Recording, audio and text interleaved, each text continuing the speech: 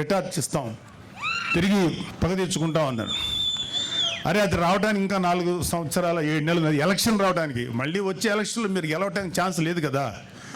ఇప్పుడు 11 వచ్చినాయి, 11లో ఈసారి సింగిల్ డిజిట్కి పడిపోవద్దని గ్యారంటీ ఏంటి?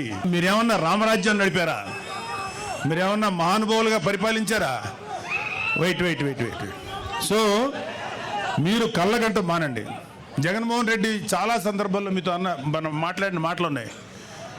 ఇక త్వరలోనే జమిలీ ఎలక్షన్స్ వచ్చేస్తాయి, మనం అధికారంలోకి వచ్చేస్తామని. ఇంత ఇల్యూషన్ అంటే ఒక రకమైన మానసిక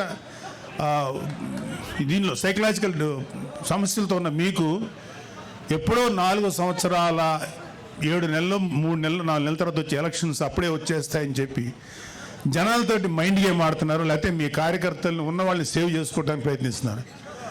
అరే మీ పార్టీలో ఎంతమంది ఉంటారో ఇంకా తెలియదురా, అందరూ వచ్చేస్తున్నారు. చాలామంది బయటకు వచ్చేసారు.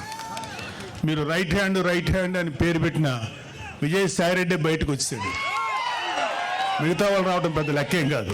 22 లక్షల మంది ప్రజలు 11 మంది ఎమ్మెల్యేలు ఎన్నుకుంటే ఆ 22-25 లక్షల ప్రజల గొంతుకుని శాసనసభలో వినిపించలేని మీరు వచ్చే ఎలక్షన్లో గెలిచి ప్రజలకు ఏదో చేస్తారని చెప్పే భ్రమలో ఎవరు లేరు. గుర్తుపెట్టుకోండి. మీకు అందరికీ కూడా ఇంకొక 1 year 2 years లోపల అందరికీ మీ నేరాలకి, మీరు చేసిన అక్రమాలకి ఆన్సర్ చెప్పుకోవాలి.